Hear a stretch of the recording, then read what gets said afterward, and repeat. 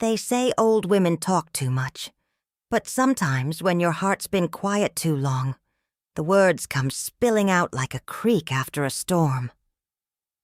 I wasn't planning on telling this story, not until I saw that photo, the one my daughter sent me, on her phone, group shot from the prom, all them pretty young faces lit up like storefront mannequins. And there she was, my granddaughter Denise, smiling wide in that blue satin dress I helped pick out, wearing my necklace. My mama's necklace, actually. 3 generations strong. And I looked at her, so full of sparkle, standing tall with her friends, and thought, that's my baby girl. Then I looked closer. No one else in that photo looked like me, because I wasn't there. She told me not to come, said it'd be better, image-wise, if I stayed home. Now, maybe you're wondering what kind of child says something like that to her grandmother. I wonder too. But if you'd known the way she used to sit on my lap, back when her mama was working double shifts and I was the only one tucking her in, if you'd seen the way she'd press her face against my neck and whisper, "Grandma, when I grow up, I want to be just like you," then maybe you'd feel what I felt that night, like a thread in your chest had been cut loose. But I ain't starting there. No, let me take you back a little. Let me show you what came before that necklace ever touched her neck. I was the baby girl in a house full of older brothers and hard-working hands. Mama was a seamstress. Daddy drove trucks for the city. We didn't have much, but we had Sundays. And on Sundays, Mama would wear that same necklace. Pearls, not real but strung tight with love. And she'd let me fasten the clasp behind her neck like it was the most important job in the world. I learned young that being noticed wasn't a luxury for girls like me. It was a fight. You had to be sharp.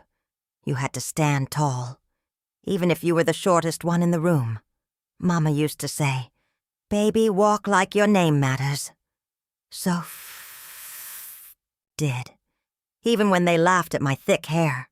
Even when they said I was too dark to be pretty. When I was 16, I made my own prom dress out of a bolt of teal fabric Mama found at a yard sale. I stayed up 3 nights stitching it by hand. I didn't have a date, but I walked into that gym like it was the Apollo stage, and I was Diana, Ross herself. I remember the look on folks' faces. Not envy. Respect. That night I danced like I'd earned the right to be seen. That's the thing I carried with me. Through the early years of marriage to a man who didn't always see me. Through the nights I cleaned hotel bathrooms so my babies could have lunch money. Through the quiet, lonely years after he passed and I raised Denise while her mama tried to get back on her feet. That's what she saw in me. Strength without bitterness. Joy without apology. She was born in spring, a week after the dogwoods bloomed. From the moment she could walk, she followed me like a shadow. Curious, clingy, bright. I remember the first time she found my jewelry box. Her little hands tugged at every earring, every brooch like they were treasures from a sunken ship. "This one," she'd say, pointing to the pearl necklace. "That was my mama's," I told her. "And one day, if you carry yourself with grace, maybe it'll be yours." She'd wear it around the house, dragging it through cereal milk and crayon dust, calling herself Queen Nini. I let her. Childhood don't last long. As she got older, things changed. Not all at once. First came the long silences after school, the eye rolls, the flat-toned, "I'm fine." Then came the straight hair, the contouring makeup, the friends who never came past the porch. She started correcting the way I talked in public. Once, she asked me not to wear my church hat to her school recital. Said it was too loud. I laughed it off. Thought it was just teenage shame, like growing pains. But some pains don't grow. They stretch until they snap. She didn't ask, just walked in, went straight to the jewelry box like it was hers. I watched her in that mirror, lifting it to her neck, admiring the way it gleamed against her smooth skin. She was beautiful. Lord help me, she was radiant. "Grandma," she said, not meeting my eyes. "About tomorrow," my stomach tightened. "We're taking pictures at the Hilton. It's kind of a theme. Everyone's coordinating, so maybe it's better if you don't come." I waited. Maybe she'd laugh. Say she was joking, but she didn't. "I just don't want to mess up the look. You understand, right?" What was I supposed to say? That I didn't? That my heart was breaking? That I remembered every scraped knee, every bedtime story, every tear I kissed off her cheeks? I nodded. And she left. Not for sympathy, not for revenge. Just because sometimes a story needs to be told so it doesn't rot inside you. She wore the necklace. She smiled. And somewhere in that smile she forgot who taught her how. But this ain't the end. You see, pearls are made from irritation, from pain wrapped in patience, and I still got a few pearls left to share. You ever look at a photo and feel like you're staring at a ghost? That's how I felt. Days after prom, when my neighbor Ms. Louise brought over the local paper and pointed at the society page. There Denise was again, smiling that practiced smile, shoulders back, chin high. And I was nowhere in sight. "She looked real grown up," Ms. Louise said, sipping her tea. "You must be proud." I nodded, but the tea in my cup went cold. Pride's a funny thing. It sits beside love at the dinner table, but it don't always eat the same food. What Ms. Louise didn't know, what none of them knew, was that on prom night, I didn't sit home crying. No, ma'am. I got dressed anyway. Put on my good dress, the navy blue one, with the little silver buttons, sprayed on my perfume, the one Denise used to call Grandma's Magic. I even set the dining table like we had company coming. Fried. Chicken, collard greens, cornbread muffins still warm. I sat there and watched the clock, and I remembered. Life has a way of testing whether your love is real or just convenient. I learned that the hard way, years before Denise was even born. My daughter Marlene, Denise's mama, she came up rough. Not because I didn't love her, but because sometimes love don't come wrapped in presents or praise. Sometimes it comes in tired hands and quiet rooms. Marlene always wanted more. Fancier clothes, lighter skin, straighter hair. I tried to teach her to be proud of herself, to walk tall in her own skin. But the world outside these walls, it teaches a different lesson. It whispers that being black ain't enough unless you bend yourself into something else. She married, young, to a man with smooth talk and sharp suits. He left just as smooth, too. After that, it was just me, her, and baby Denise. Marlene worked hard, harder than I ever seen her. But something in her broke after that man left. She was there, but not really. So I stepped in, held that baby through the colic, wiped her little mouth, taught her how to clap to the beat of Mahalia Jackson. Sometimes I think Marlene resented me for that, like I stole something from her. But I never asked to be the mama again. Life just handed me the job. She had never seen the ocean before. The moment she spotted that wide blue horizon, she squealed like her soul had wings. We sat on the sand that evening, just the two of us, watching the sun melt into the Gulf. She turned to me, her little face glowing in the light, and said, "Grandma, if I ever forget you, will you still love me?"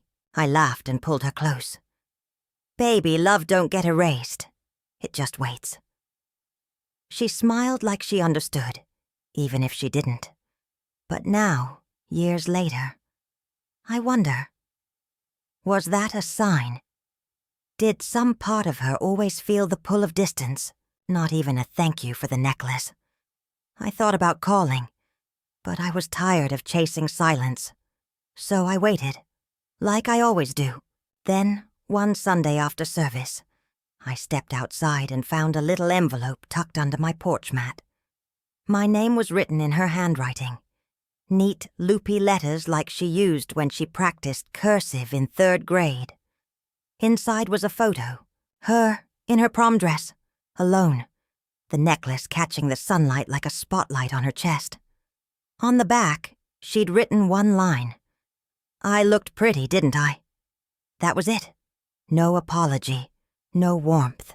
Just performance. I sat on that porch swing for a long while, held that photo like it might burn. And all I could think was, where did she go?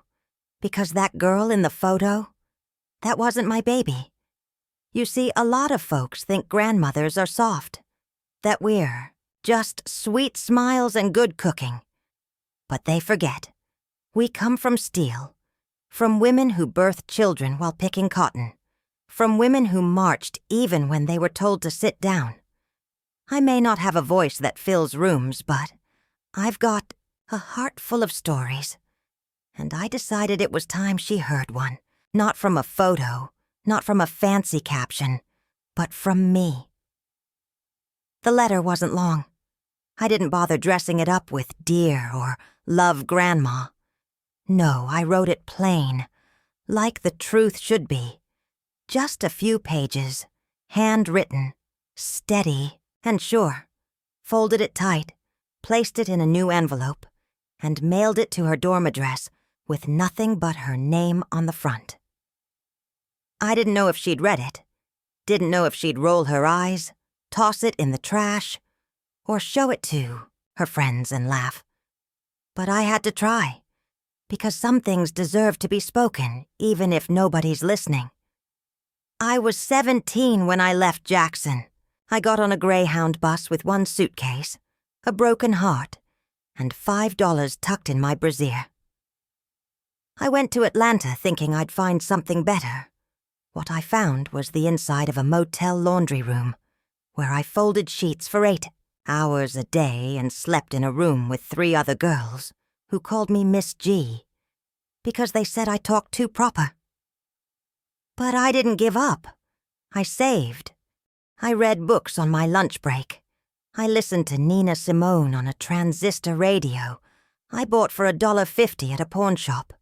I told myself, Gloria Jean, you were made for more than this. That's how I met your granddaddy. Not in no movie way, no fancy story. He was the maintenance man, always smelled like pipe tobacco and motor oil. But he had a kind voice, said I reminded him of Ella Fitzgerald. We married. We built a home. We lost a baby boy before he could take his first breath. And we cried. Together. But we kept going. I went to night school. Got my GED when I was 32. Marlene was 5 then. She watched me walk across that stage. She clapped like I was famous. I wish you had known me then. I didn't expect an answer, but a week later one came. A text, short, cold. I got your letter. I don't think you understand how things work now. That was it. I sat on my bed, rereading those words like they were carved into my heart. How things work now. Baby, the world might have changed, but truth don't go out of style, and love don't have an expiration date. I wasn't mad. Not really. But I did feel something deeper. A kind of mourning. It's a special kind of sorrow, watching someone you raised forget where they came from. Like watching a tree cut itself off from its roots and wonder why its leaves go brown. But something told me, don't let go yet. Don't close this door. So I did something bold. Something some folks might call foolish. I got on a bus. 3 transfers, and 8 hours later, I was standing on the sidewalk outside her college dorm, holding a small paper bag with one thing inside. My mother's necklace. I didn't ask to come up, didn't want to embarrass her. I just left it with the security desk, along with a note that said, "If you're gonna wear this, learn what it means." Then I got back on that bus, rode the whole way home with the sun setting behind me, and my hands folded tight in my lap. That was the last time I reached out, for a while. Some seasons you have to let things be, water your own soul, sit on your porch, and remember who you are. I started walking more, cooking for the church ladies again, teaching the neighbor girl how to hem a skirt. Slowly, the ache turned into something quieter. Not peace, exactly, but stillness. Then one afternoon I got a phone call, not from Denise, from one of her professors. The phone rang at 3:07 in the afternoon. I was in the backyard, hanging laundry, in the sweet spring air, sheets snapping in the wind like gospel tambourines. When I heard it, I almost didn't answer, but something told me to wipe my hands and go pick up. "Mrs. Richardson?" the voice said. "This is Professor Elaine Carter from Franklin University. I teach African American studies, and I believe you're Denise, Richardson's grandmother?" My knees got soft, like someone pulled the floor out from under me.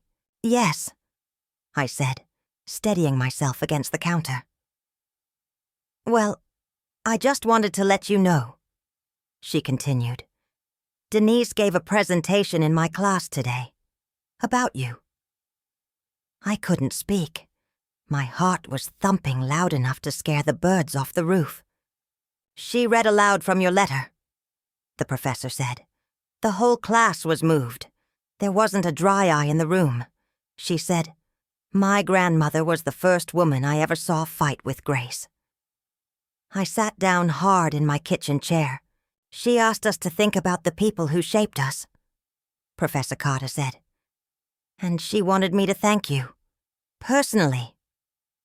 I mumbled a thank you, hung up the phone, and just sat there, for a long time. Because sometimes, even after all you've lost, the love you planted comes back around. Maybe not when you expect it, maybe not how you imagined, but it returns. 3 days later, Denise came home. Not for a holiday, not for show. She came alone. She walked through my front door in jeans and a sweater.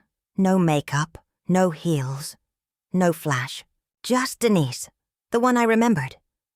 The one who used to fall asleep in my arms with her thumb in her mouth and my necklace clutched in her tiny fist.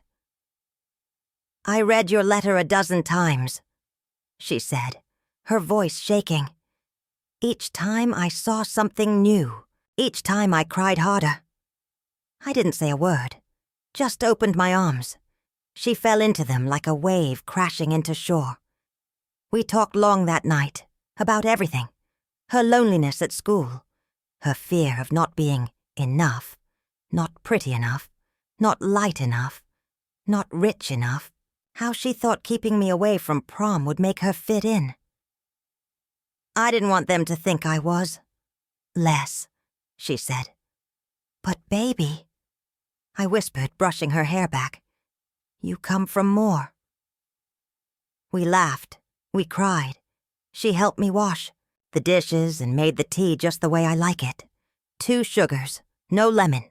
Then she reached into her purse and pulled out the necklace, laid it on the table between us like an offering. "I'm not ready to wear this yet," she said, "but I'm ready to learn what it means." I reached for her hand and held it. "That," I said, "is the first step." The next Sunday we walked into church together, side by side. I wore my good hat, the big purple one with the satin bow. She wore flats and a soft yellow dress, heads turned, whispers floated. But we just smiled. Because real grace don't ask for approval. It walks in knowing who it is. The funny thing about forgiveness is, it don't always come with fireworks. Sometimes it slips in quiet, like the sound of your front door opening again after too long shut. Denise started visiting every Sunday after that. At first, she'd just sit in the kitchen fiddling with her phone, pretending not to listen while I cooked. But little by little, I saw her soften. She began asking questions about mamas, recipes, about the church ladies, about that day I ran from Jackson with nothing but grit and prayer. "Grandma," she asked one afternoon, "how did you know you mattered when nobody told you?" I stirred the grit slow before answering. "Because I looked in the mirror every morning," I said, "and I saw my mama's strength looking back at me." She didn't reply, just nodded, real quiet-like, and kept slicing onions for the greens. I noticed she'd stopped straightening her hair, let it curl wild around her face like it used to when she was little. She started wearing colors again. Deep oranges, bold reds. She wore herself again. And one day, she came into my room, holding the necklace. "Tell me everything," she said. So I did. I told her about my mama's church choir solos, about marching for voting rights in the summer heat, about losing my job once 'cause I wouldn't stop wearing my afro to work. I told her about loving men who didn't love me back right, about forgiving them anyway, about standing alone at my high school graduation, the only black girl in the class, and still clapping for myself when nobody else would. She cried through most of it, but she didn't look away. A few months later, she invited me to a banquet at her university. Said she was being honored by the Black Student Union for her essay series. Inheritance. Letters from my grandmother. When I walked in, dressed in royal blue with my pearls around my neck and my good church hat on, every head turned, not because I was out of place, but because I was home. Denise introduced me from the stage. Her voice didn't shake this time. "This woman," she said, "taught me that shine isn't something you borrow from the world. It's something you carry, even when the world refuses to see it." She reached into her purse, pulled out the necklace, and fastened it around her own neck in front of everyone. And for the first time in years, I saw her. Not the version trying to belong, but the girl I raised, the one who knew her worth. After the ceremony, she found me outside by the garden, just the two of us under the stars. "I'm sorry," she whispered, "for forgetting, for trying to hide you." I touched her cheek. "You never hid me, baby," I said. "You just hid from yourself." We stood there a while in silence, listening to the night hum. And I thought about all the women in our bloodline, mothers, grandmothers, great-grandmothers, who wore strength like perfume, who bent but didn't break, who raised daughters that sometimes forgot them, but always found their way back. She asked if she could take a picture of us that night. "Just one," she said. We stood close, side by side, her arm in mine, and for once, I didn't care if the world saw me, because my granddaughter did. Thank you for listening to this story. If it touched your heart, make sure to subscribe to our channel and stay with us for the next story. It's already waiting for you on the screen. Because every story told by a grandmother carries the strength of generations. Click and keep listening. We'll be right here.